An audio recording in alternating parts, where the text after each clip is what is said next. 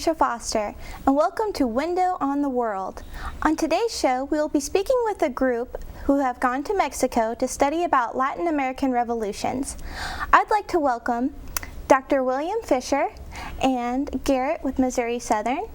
Now, let's kind of dive right in. Where did you go in Mexico?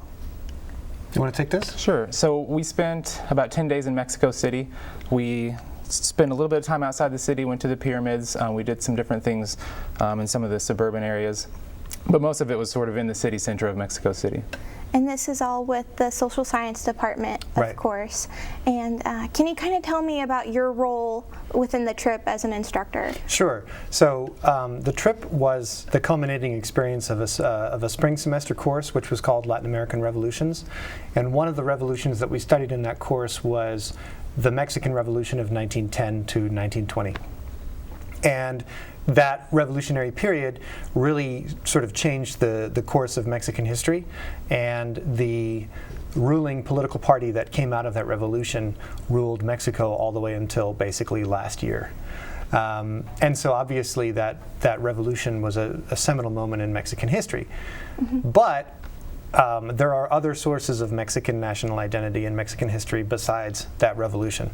So the 10 days we spent in Mexico City was an opportunity to reflect and really critically examine whether that Mexican revolution of the early 20th century really established the be-all, end-all of Mexico's national identity, or whether there were other sources that are just as important, such as Mexico's indigenous cultures and pre-Hispanic traditions, Catholic religion, Mexico's culinary traditions, and so forth.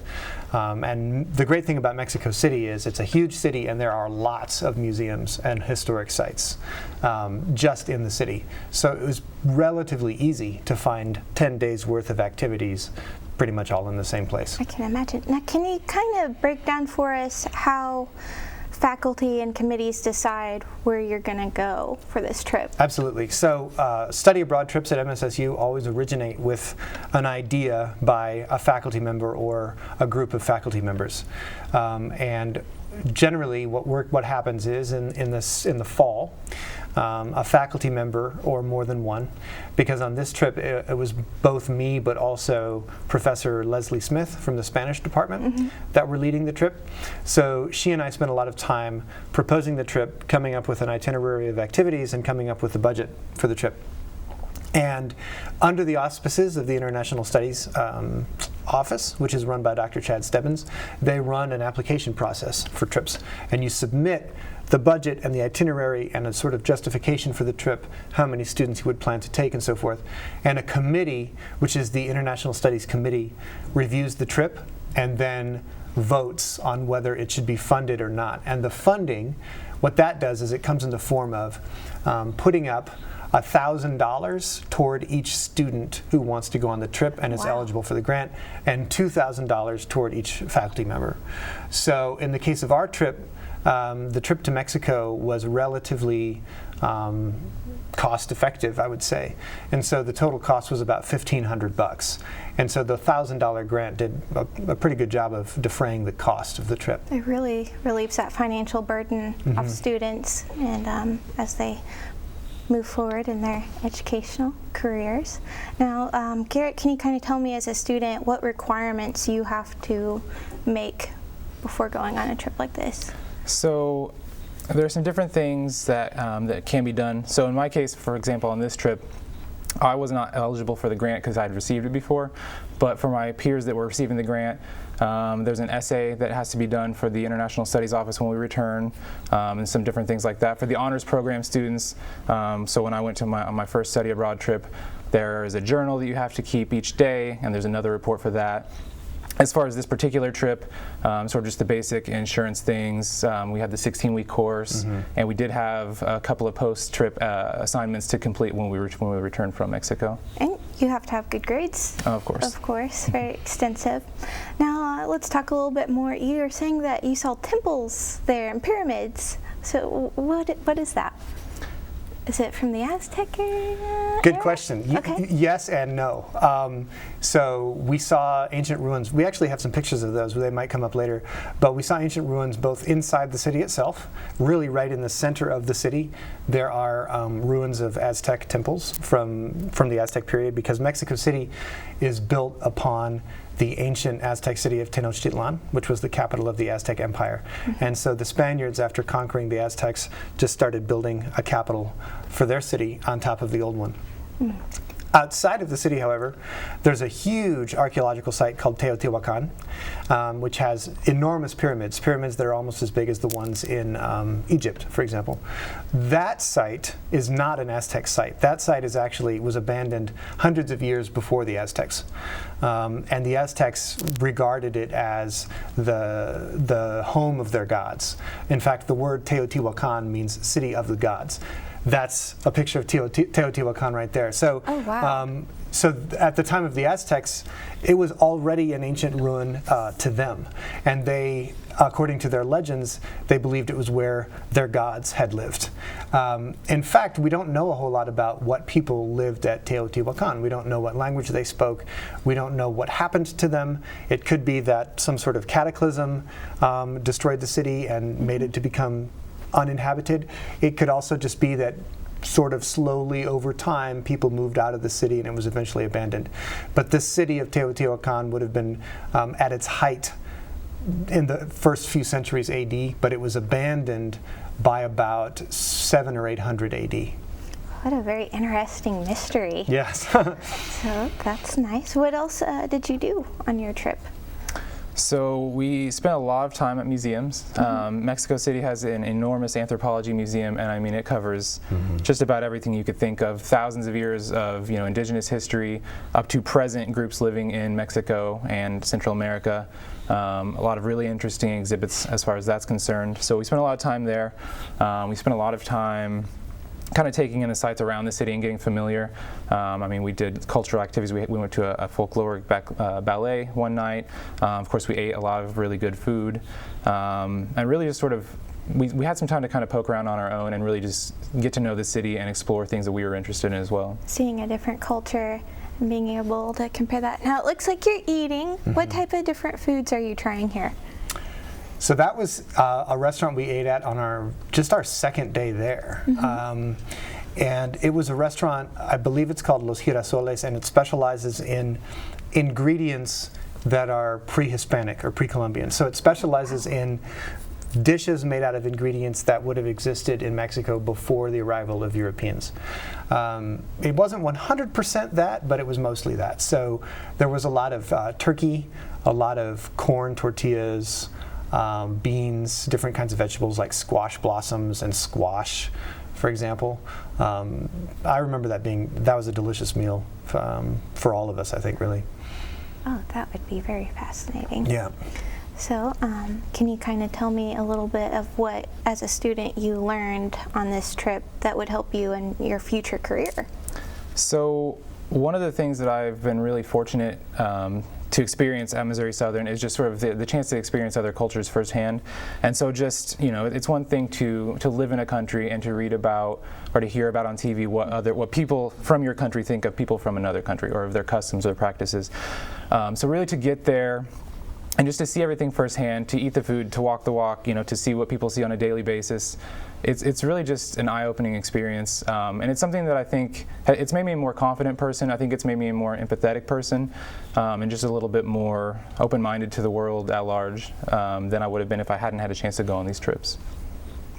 Now, can you kind of tell me a little bit about your experiences as an instructor? Sure. You're in charge of all these students and making sure that they're safe and you're getting to all the places you need to be. Right. Is it overwhelming? I'll say two things about that. One, Leslie Smith, Professor Leslie Smith from the Spanish department, was my co-leader on this trip, and she was a wonderful, wonderful partner in this whole thing. She was really, really instrumental in helping to book the hotel. She also speaks Spanish fluently, so it was always really good to have an extra person there speaking Spanish. And so, you know, it would have been a lot harder without her. Also, I mean, I think that just the students that we had were tremendous. Maybe it was just the luck of the draw, but I thought that it was an extremely great group of students. It's too bad that Natalie isn't here, because this picture here kind of just, I think, really encapsulates what a great group of students this was. So one night after dinner, we walked by a plaza not far from our hotel, and there was a concert going on by a boy band called Fretsons. And I think that they'd be very tickled to learn that they're being mentioned on Missouri TV right now. But it was a concert, it was actually an anti-homophobia concert, because it was the International Day of Anti-Homophobia. So they were doing a concert, and they were singing, they were dancing, and they were attractive young guys, and all of the ladies in the group really wanted to go meet them. So they got up close to the stage, and when the concert was over, the Fretsons came off the stage and they took that picture, and so I think some of the girls got kisses from the boys and Fretsons. And so, but it was, I think it was a really great moment, because they just were really enthusiastic about just throwing themselves into enjoying the concert, being around other Mexicans, jumping around, dancing, meeting the band, taking selfies. It was just sort of a microcosm of how enthusiastic the group was, but also how, you know, even as an instructor, I never really worried about members of the group getting into trouble. Everybody was very grown up, everybody was very responsible. And so it was just a really easy experience in that regard. Now, of course, being in Mexico, you're going to face language barriers. Mm-hmm. Can you I know Leslie, she's can speak Spanish fluently. Right. So what about your students? Are Yeah. they Spanish majors? What do they do? Good question. So I also speak Spanish fluently. A couple of the students on the trip also spoke Spanish fluently. But then, other than that, it was not a requirement to know Spanish to go on the trip. And so, as the instructor, translating a lot was sort of part of the deal. Most of the museums have signage in English and Spanish. Oh, that's awesome. Yeah, not all though, not all. But you know, we tried to choose events and sites that would make a lot of sense even if you didn't speak Spanish. But most of the students were perfectly willing to learn the basics, like por favor, gracias, donde está el metro, and they got around just fine without really knowing any Spanish. That's wonderful. So can you tell me, what experience did you personally take back from this trip? Was this your first trip? This was not my first trip to Mexico City. I had been there once before, but only for a few days. But I think that one of the highlights for me was definitely one day we did a food tour where we contracted with a tour agency, and 3 different tour guides took us into a gigantic marketplace in Mexico City called La Merced Market. And for about 4 or 5 hours, they led us around this huge, sprawling marketplace to all kinds of different stands, taco stands, tamale stands, people selling insects to eat, people selling fish, people selling different kinds of fruit. And we had several different meals along the way, and they were all just really, really delicious. Did anyone try an insect? Yes. Really? In fact, most of the students tried the insect. In fact, one of eating dried grasshoppers, or sort of roasted grasshoppers, which are called chapulines, is actually a really common snack in Mexico City.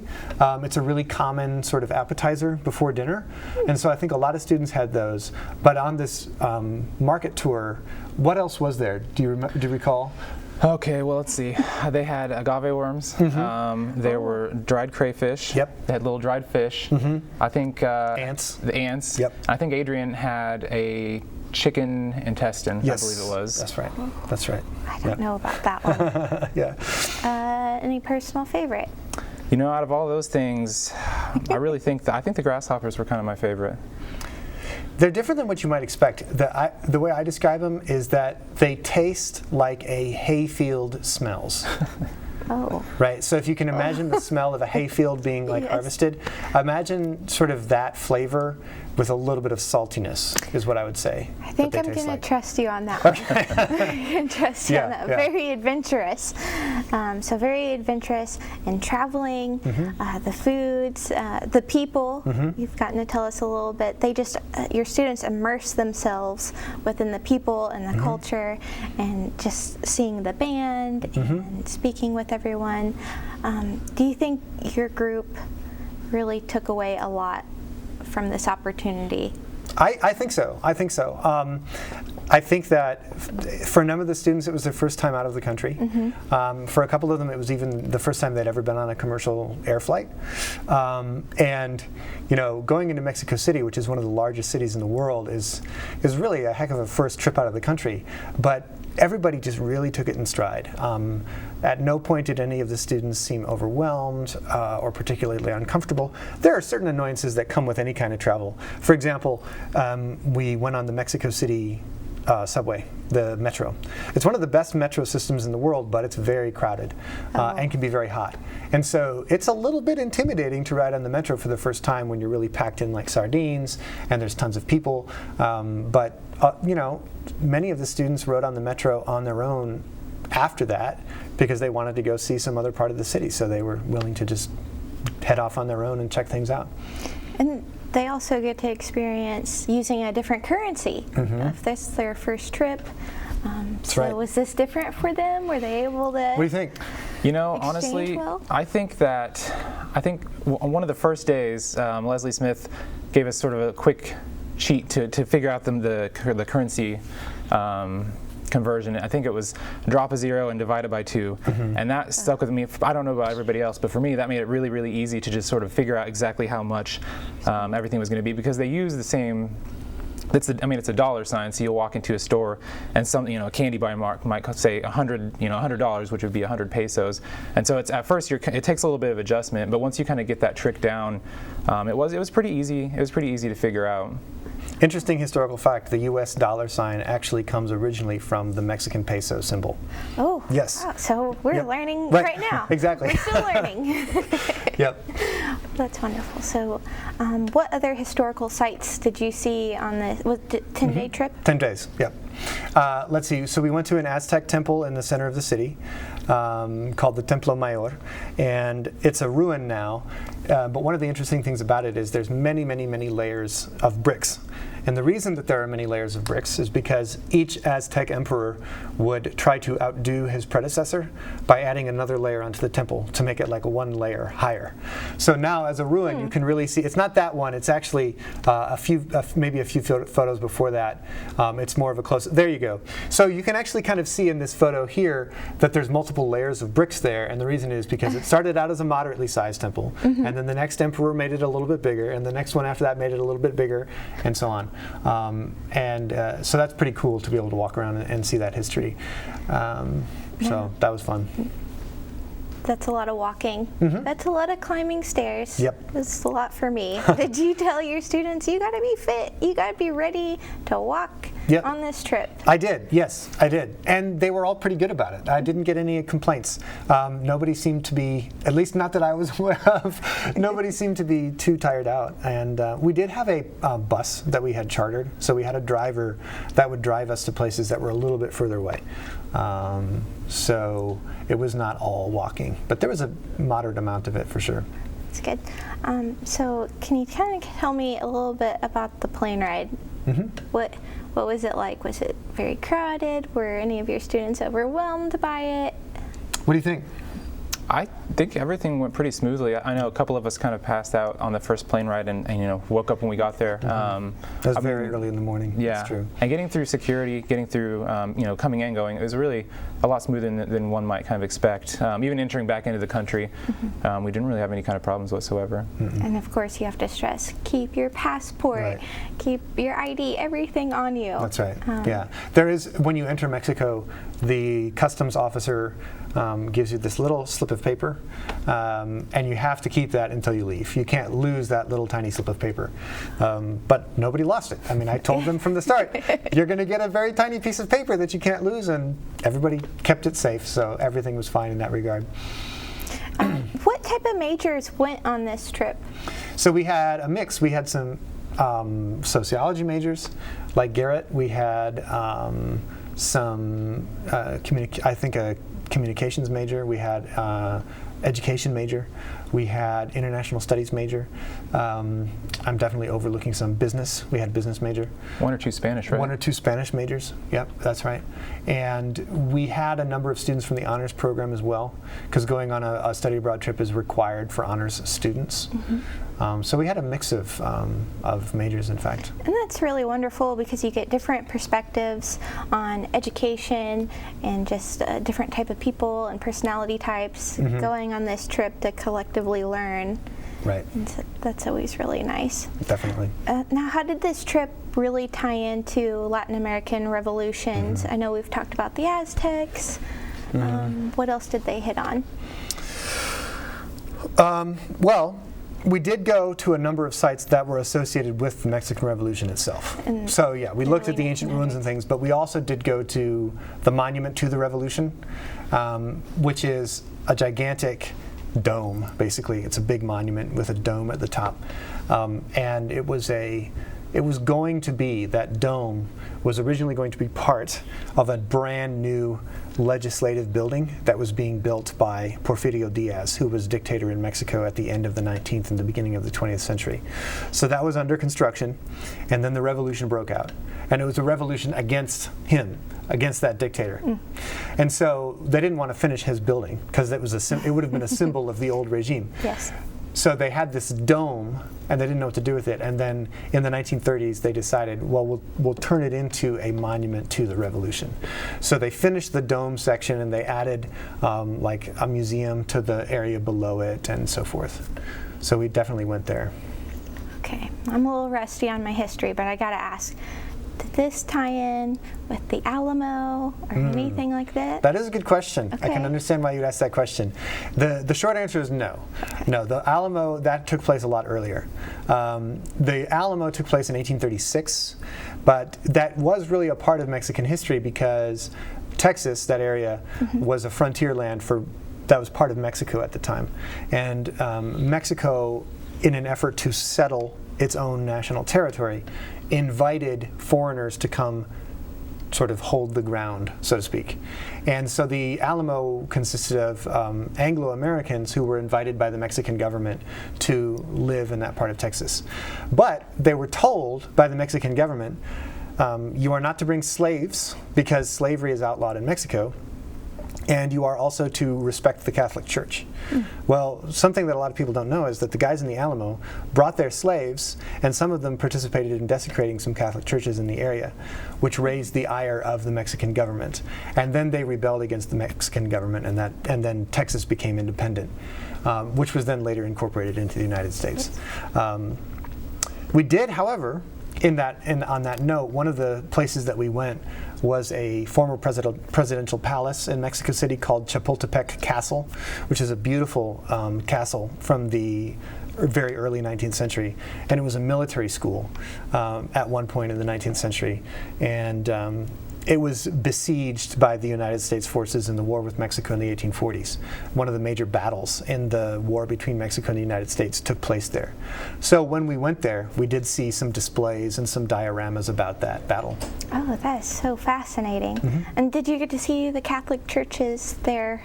We did. I can imagine great history. Do you want to talk about that?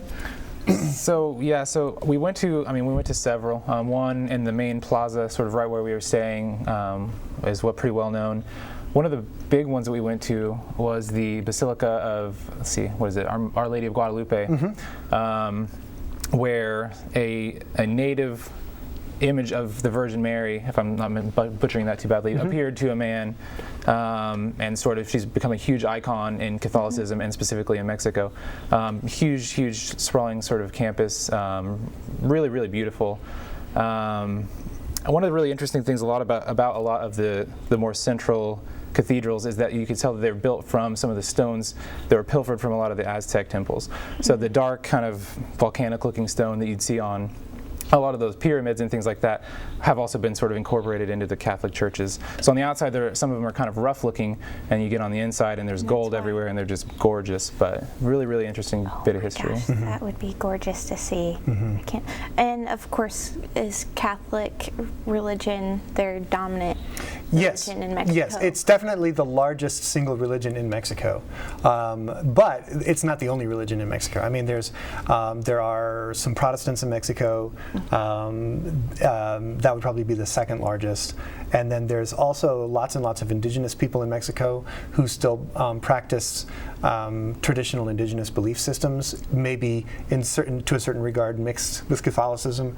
And then there's also lots of Mexicans who really are non-religious as well. But definitely Catholicism is still the dominant religion in Mexico, and every little town, pretty much every town in Mexico is centered with a Catholic church in the middle and a plaza, and then the city radiates out from there. And that's been going on for hundreds of years. Mm-hmm. They're still going to these historical churches. Yes, that's right. It's beautiful. Now, you said that this was your second trip.